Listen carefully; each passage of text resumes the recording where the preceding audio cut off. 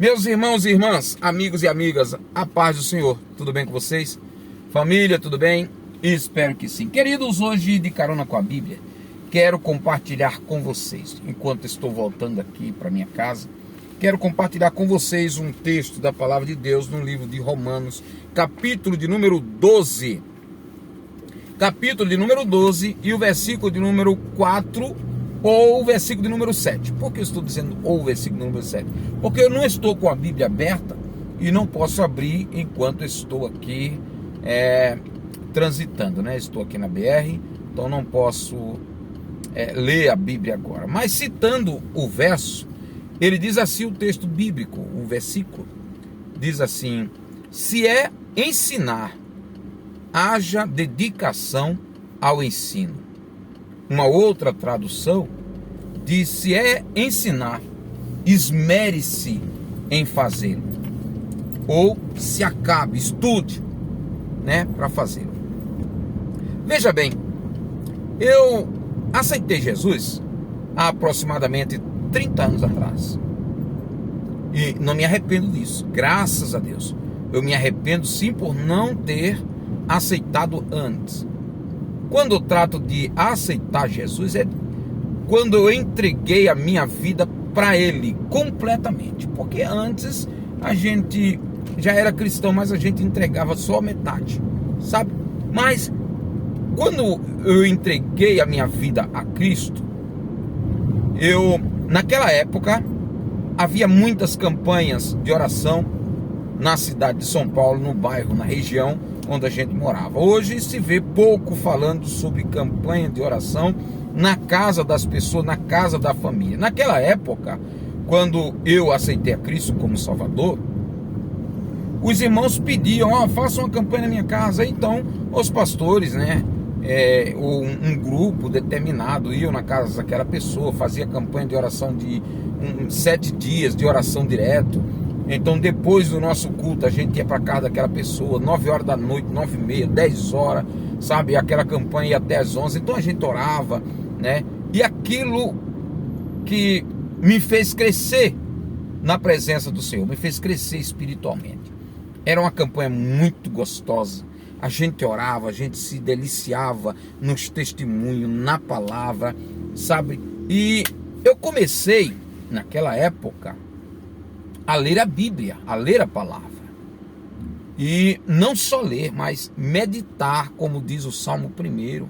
Meditar na lei, dia e noite. Eu lia. Graças a Deus.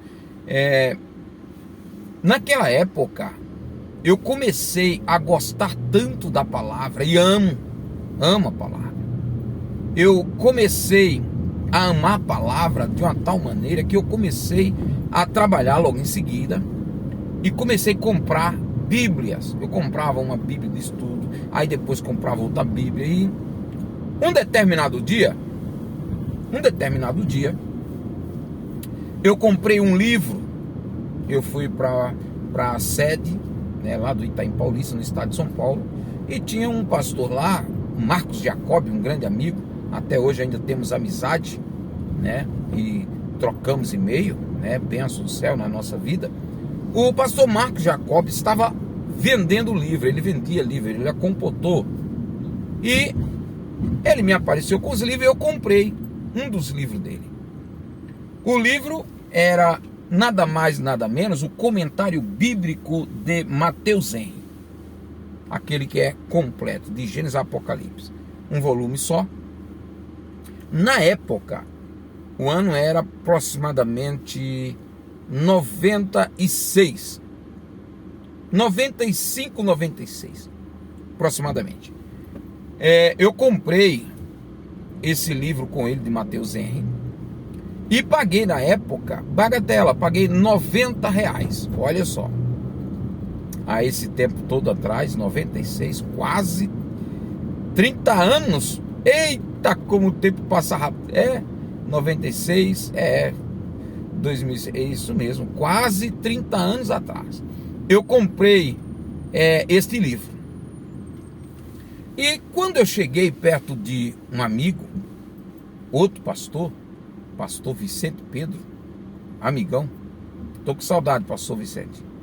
Faz tempo que a gente não conversa, faz tempo que a gente não bate um papo. Muita coisa mesmo que eu aprendi na vida espiritual eu devo a esse grande homem de Deus, pastor Vicente Pedro. E eu cheguei nele com este livro, Comentário Bíblico, Mateus Henrique.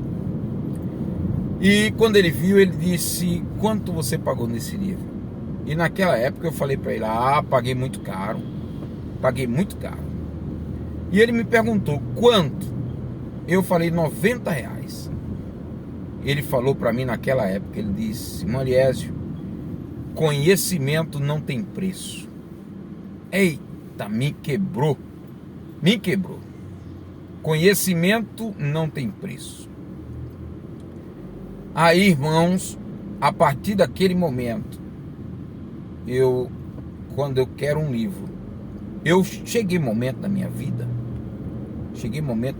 na minha caminhada espiritual, que eu deixava de comprar uma camisa para mim e comprava um livro.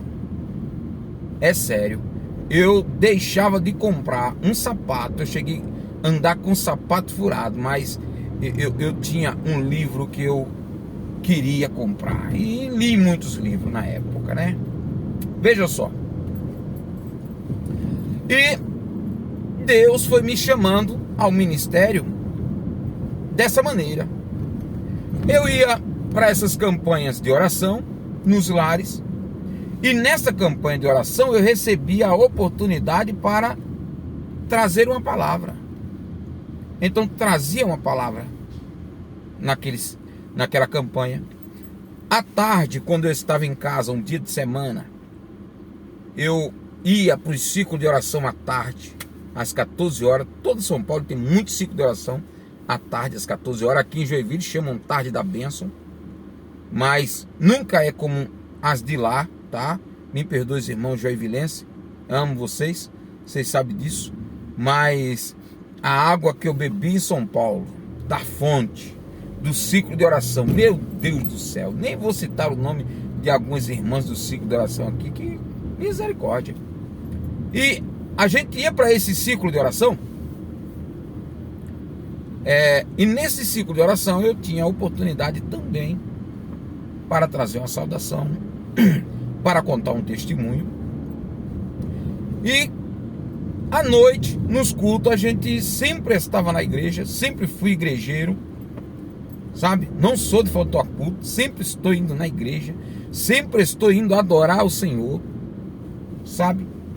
E quando era noite no culto, eu ia para a igreja também, ia para pontos de pregação, que lá em São Paulo também tem muitos pontos de pregação, e lá também era me dada oportunidade para mim ministrar uma palavra. A gente ministrava uma palavra, orava. E naquela época surgiu em meu coração, um dia que eu recebi uma profecia bíblica, onde uma irmã mandou eu fazer uma leitura bíblica e ministrar uma palavra. E enquanto eu estava ministrando, irmão, eu vou falar uma coisa para os irmãos. Parece que não era eu falando. Eu li o texto e comecei a explicar, mas eu explicava aquilo dali com uma sabedoria tão grande que dentro de mim começou naquele momento dizendo: mas como é que eu estou falando isso sem saber direito? E aquilo vinha na minha mente, eu falando de uma maneira, sabe, bem clara, muito linda. Aí a irmã disse assim: hoje, olha a profecia, hoje Deus está te dando o dom da palavra. Eita, que tremendo foi naquele dia, viu? Deus está te dando hoje o dom da palavra. Aí eu me empolguei, irmão. Aí eu preguei feito gente grande naquele dia. Mas tá bom. A partir daquele momento, eu falei com Deus. Foi um pacto entre eu e Deus. Senhor, em qualquer lugar do mundo que o Senhor me enviar para pregar, eu vou. Em qualquer lugar que me convidarem para ministrar a tua palavra, eu irei. Veja só, seja na igreja evangélica, seja na igreja católica, seja no centro de Umbanda, na macumba, na rua, onde me chamarem para ministrar a tua palavra, eu vou, eu irei. Eu falei isso com Deus. E ainda disse mais: nunca, jamais direi não. Nunca, jamais direi não. Os irmãos que me conhecem sabem disso. Irmãos, eu nunca disse não. Me convidam, ou me convidavam, e diziam: o senhor prega lá para nós? Prego. 2, 3 pessoas, 4 pessoas, 5 pessoas. Comecei a pregar lá na empresa, no lado de fora da empresa. Almas aceitavam Jesus como Salvador. O presbítero irmão André, hoje lá de Mauá, sabe, um irmão, ele não era crente, começou a ouvir a palavra. A família dele não era crente. E eu sentava no lado de fora da empresa. Eu começava a ministrar a palavra todo dia. Às vezes, há pessoas que não entendem os mistérios de Deus na nossa vida. Há pessoas que não passam o que você passa, que não tem a experiência com Deus que você tem. Aí às vezes querem falar alguma coisa, querem murmurar, né? Quando Deus abençoa, e o nosso Deus abençoa, e abençoa mesmo, glória seja dada a Ele. Ele é merecedor de toda glória, toda honra, todo louvor. Eu estou aqui quase chorando. Eu vou passar aqui no posto de gasolina, tá? Eita, glória a Deus. Eu vou passar aqui no posto, vou abastecer. Depois a gente conversa mais um pouco. Eu quero continuar e eu gostaria que você continuasse aí me aguardando. E eu volto com a palavra, tá bom? Vou pausar o vídeo e depois eu volto a gravar, que é uma bênção do céu. Tá bom, meu irmão? Tá bom, minha irmã? Deus abençoe. Em nome de Jesus. Pois bem, vamos lá. Então eu fazia isso. Ministrava lá na empresa, ministrava por onde quer que eu fosse, saía distribuindo folheto no meio da rua, tudo bem. Mas o ponto principal é que eu falei com Deus: para onde o Senhor mandar eu vou, independente quem me convidar para pregar, eu vou. Tá bom. Agora o assunto que eu queria falar. Veja só. Hoje tem surgido muitos pregadores. Na região onde eu moro, Joinville, quero falar de Joinville, temos muitos pregadores bons.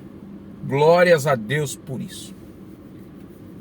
Mas desculpe, pregador, alguns não tem quem o defina. É mais ou menos assim o que eu quero falar. Veja só. Quem define onde você prega, onde você vai pregar, onde deixa de pregar, e o que deve pregar e o que não deve pregar? O lugar onde você vai pregar, onde pode pregar, onde não pode pregar. Quem deve definir? É o seu pastor, é a sua igreja ou a Bíblia? A gente convida hoje pregadores para pregar na igreja onde eu estou, por exemplo, no ministério AD Rolinés. A gente convida, o pregador diz: eu vou. Aí quando chega na sua igreja, no ministério, ele diz: não, você não pode pregar no outro ministério. Aí a pergunta é: se fosse para pregar na igreja católica, ele não ia. Se fosse para pregar numa macumbaria, ele não ia. Se fosse para pregar em qualquer lugar, ele não ia. Quer dizer que Deus levantou o pregador, levantou você como pregador, somente para pregar na tua igreja, somente para abençoar o teu povo aí. quem define o lugar onde você vai pregar é o seu pastor? É a sua igreja? Não, pastor Elias, mas eu tenho obediência ao meu pastor. Tá bom, você deve obediência ao seu pastor. Eu também, sempre fui assim, sou assim. Mas quando tu vai no shopping, tu pergunta pro teu pastor se pode ir pro shopping? Quando tu vai na praia, tu pergunta, ô pastor, eu quero ir na praia, posso ir na praia? Aí quando convidamos para pregar, aí temos que dizer, não pastor, sábado que vem não tem culto aqui, e eu recebi um convite, posso ir lá na igreja do pastor Eliésio pregar? Mas peraí, é pecado ir lá na igreja do pastor Eliésio pregar? Talvez se fosse pecado seria ir na praia. E mesmo assim você não falou nada com ele. Aí no shopping você faltar um culto para ir para, sei lá. Aí eu fico muito preocupado com os pregadores de hoje, que não são definidos segundo a palavra de Deus, não são definidos segundo os critérios bíblicos.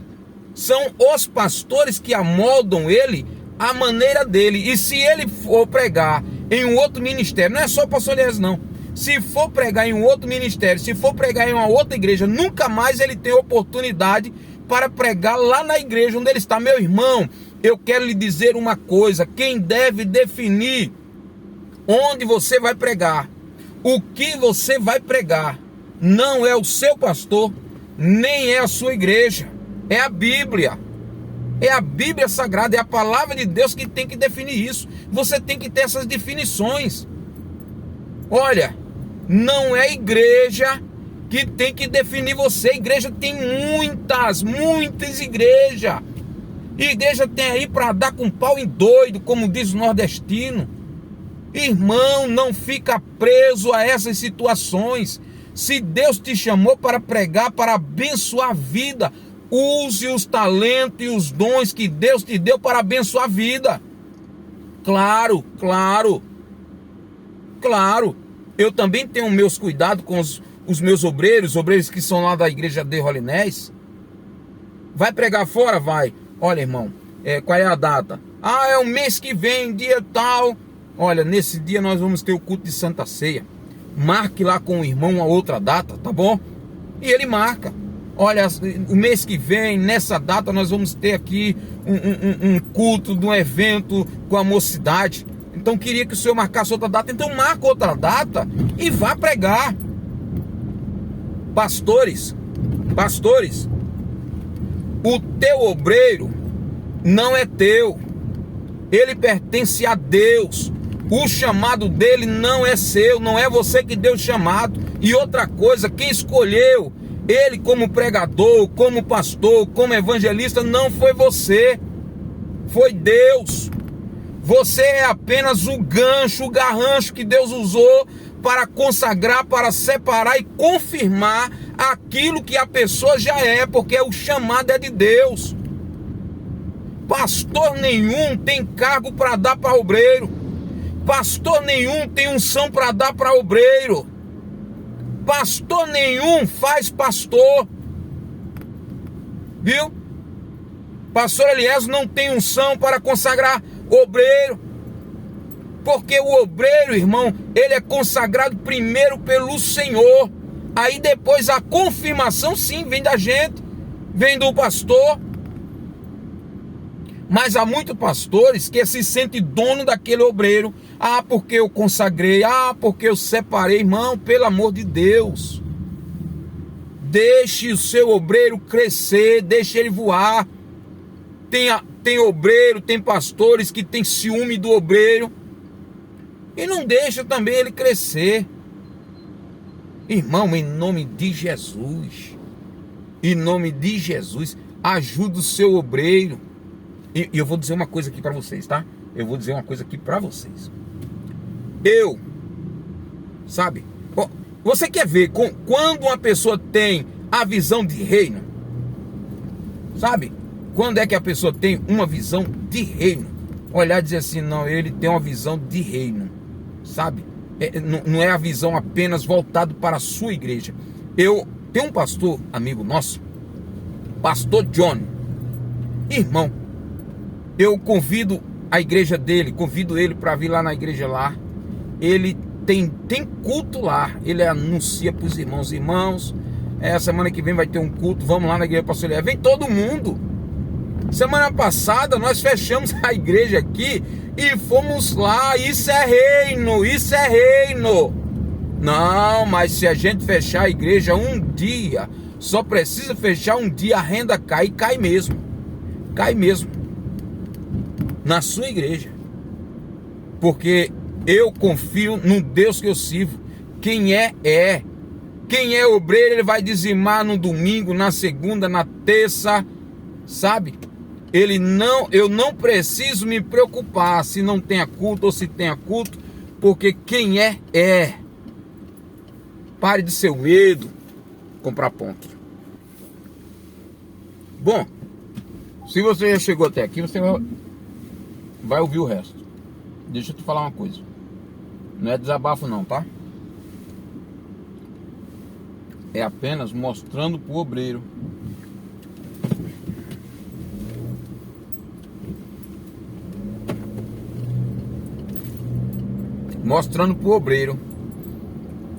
que o dono dele não é pastor nem igreja. E o que define o obreiro não é o pastor nem a igreja, é a Bíblia, tá? Tenha só isso em mente, meu irmão, obreiro. Quem lhe define não é a igreja, não é o pastor, é a Bíblia. É a Bíblia que tem que te orientar. É a Bíblia que tem que ser a tua regra de fé e prática. Quando você trata de fé e prática é aquilo que você faz, onde você anda, o que você deve, o que você fala, o que você deixa de falar, onde você prega, o que você prega. Isso aí é prática, tá? Olha, só para os irmãos terem uma ideia, os cultos na nossa igreja de Rolinés começa no domingo às 18 horas. 18 horas. E às vezes nós vemos na nossa live, nosso culto é pelo Facebook, e às vezes a gente vê pastores assistindo a live.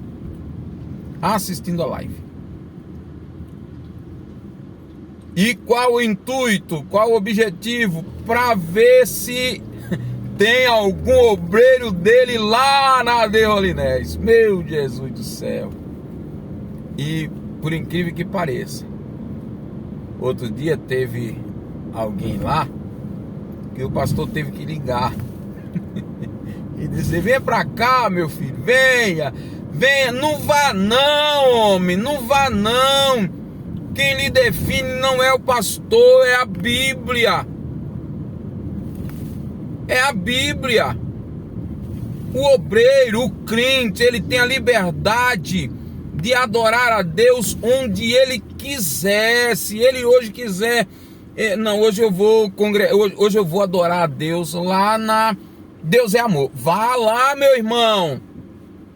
Deus tem uma palavra para você lá.